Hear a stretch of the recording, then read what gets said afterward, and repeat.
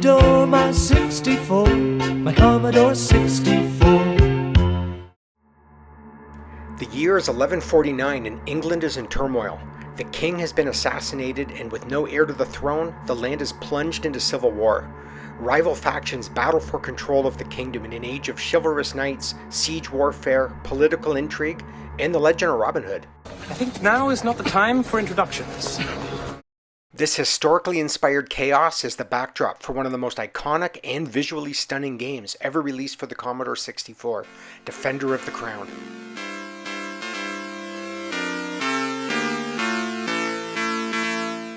With its blend of strategy, action, and cinematic flair, Defender of the Crown delivers both challenge and charm. So pull up a seat by the hearth, pour yourself a flagon of mead, and let's ride into the chaos of medieval England.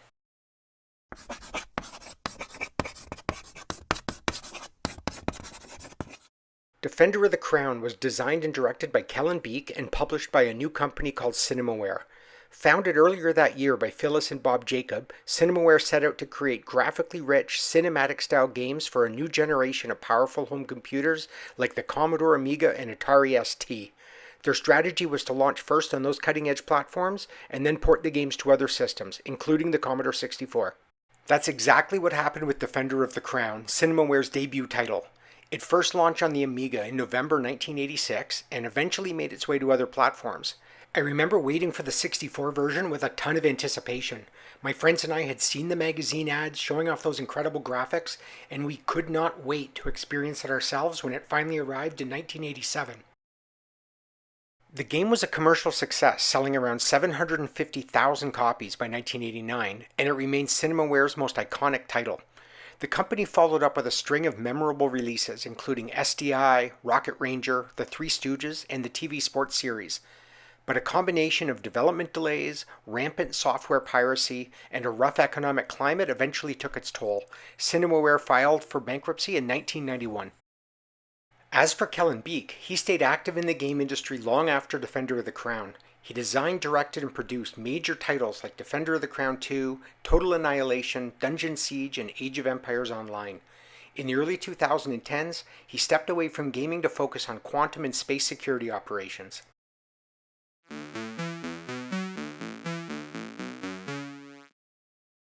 At its core, Defender of the Crown is a strategy game. You play as a Saxon lord, and your goal is to defeat the invading Normans and unite England under your banner. You can conquer territory through open warfare, win land by defeating rival lords in jousting tournaments, or even expand your domain through marriage. No matter the path you choose, you'll need to earn income, build armies, defend your lands, and deal with a mix of fortunate and unfortunate events along the way. The first thing you'll do is choose your character. There are 4 Saxon lords available, each with their own strengths and weaknesses. Cedric of Rotherwood excels at jousting, but is average at swordplay and leadership. Geoffrey Longsword, on the other hand, is a strong swordsman, but a poor leader and a middling jouster. I usually select Wilfred of Ivanhoe, a balanced option with decent stats across the board, but no standout trait. Once you've chosen your hero, you're greeted in Sherwood Forest by none other than Robin Hood himself. He pledges to help you 3 times during your campaign, and believe me, those favors can be a lifesaver. Gotta love Robin Hood. If we stand up to them, all together as one, we can win the day! From there, you're dropped onto the map of England, where you've been randomly assigned a starting territory. Your land is shown in black, while your 5 rivals are marked in other colors, each competing for dominance. Defender of the Crown then plays out as a turn-based strategy game. Each turn you can choose a single action. Buy new army units, attack or occupy another territory, raid an enemy castle for gold, or call a jousting tournament. Since you're limited to 1 move per turn, careful planning is key. After you make your move, your computer-controlled rivals take their turns, making the same kinds of choices. Winning the game means striking the right balance between aggression and growth. You need a strong army to conquer land. But to build that army you need money, and to earn money you have to hold on to territory, which of course requires that strong army. You get the idea. It's a clever, cyclical gameplay loop, and because of the randomness in events and AI behavior, no 2 games ever play out the same. But the game isn't just about managing a map and moving armies. Nearly every major action you take, from tournaments to raids, comes with its own minigame. These sequences break up the strategy with bursts of action, and mastering them is often the difference between victory and defeat. One of the most memorable minigames has you manning a catapult to batter your enemy's defenses, and you've got a few creative options. You can launch boulders to break down the walls, making your follow-up attack more likely to succeed. Or you might hurl a plague-filled cauldron over the ramparts to sap enemy morale. Prefer a bit more drama? Rain fiery death on the castle and reduce the number of defenders outright. Whatever you choose, accuracy is key. Ammunition is limited, and a single mistimed click of the joystick can waste a valuable shot. Or maybe it's time for a tournament. Calling a joust uses up your turn, but it can be worth it. You might win a rival's territory or boost your renown, which increases your leadership rating and gives your army an edge in battle. The jousting minigame is simple in design but surprisingly tough to master. You'll need to aim your lance squarely at your opponent's shield, then launch forward at just the right moment. With few visual cues, it really comes down to feel and practice. I lost count of how many times I failed before I finally nailed the timing. Even then, going up against a skilled opponent can still mean defeat even if you do everything right.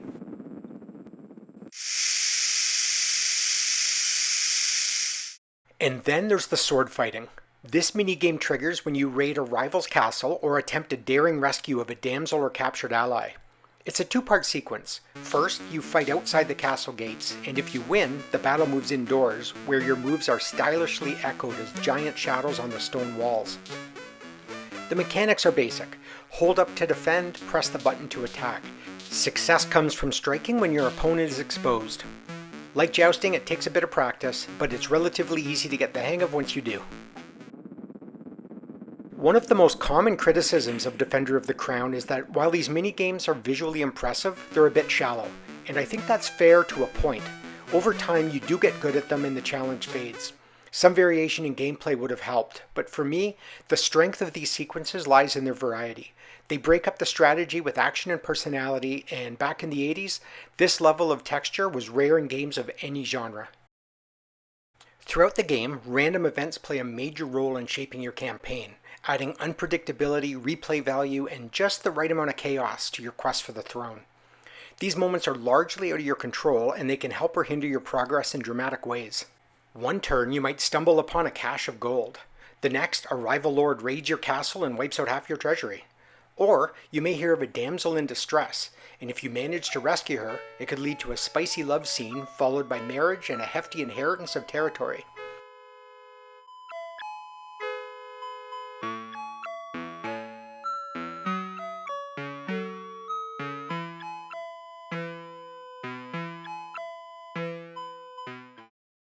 And of course, there's our old friend Robin Hood.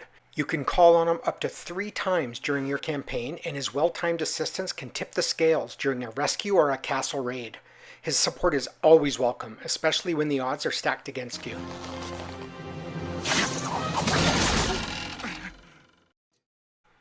With smart planning, skill in the mini-games, and a bit of luck, you'll eventually start turning the tide. Conquer your last rival stronghold and you're crowned king, bringing peace and unity to a once divided England.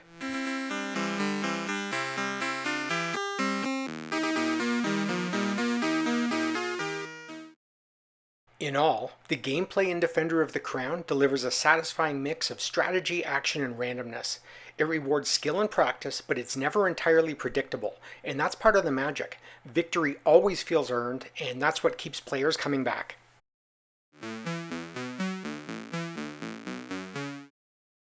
Cinemaware set out to create a movie-like experience with Defender of the Crown, and when it comes to sound and visuals, they absolutely nailed it. It's hard to overstate just how jaw-dropping the graphics were when the game launched. These were some of the best visuals ever produced for the Commodore 64, and they raised the bar not just for the system, but for the entire industry. The game is packed with richly illustrated full-screen images, from cinematic character portraits to detailed backdrops in every minigame. The animations are smooth, the environments feel alive, and the overall presentation pushes the 64 right to its limits. Even today, the game still looks amazing. But visuals are only part of the equation. A true cinematic experience needs a soundscape to match, and Defender of the Crown delivers there too. The soundtrack, composed by Jim Cuomo, is atmospheric and moody with a distinctly medieval flair.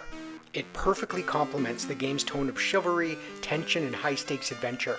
Whether you're navigating the map or clashing swords in a castle raid, the music helps immerse you in the world.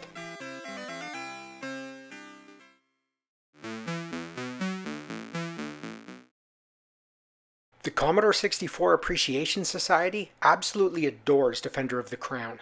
It's a clever strategy game wrapped in one of the most impressive audiovisual presentations ever created for the 64.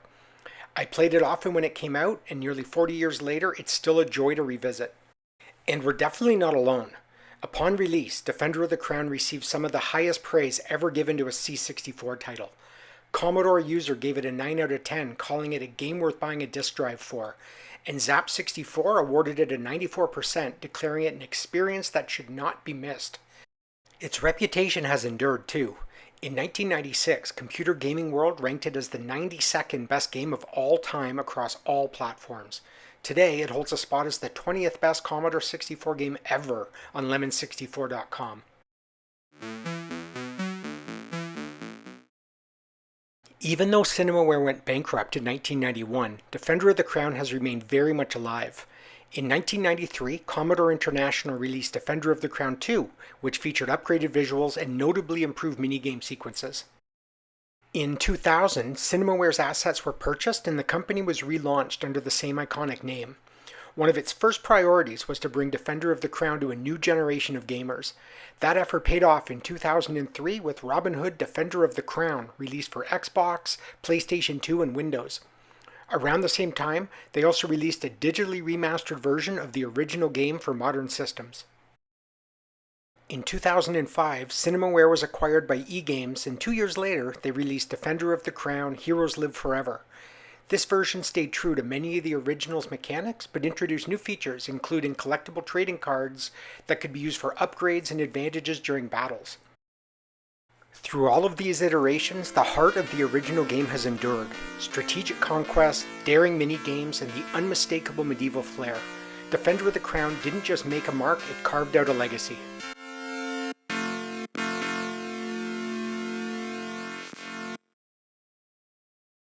Thanks for watching. If you enjoyed the video, please consider leaving a like or subscribing to the channel. And if you have any memories of Defender of the Crown or requests for other games you'd like to see covered, drop them in the comments. Hope to see you again soon.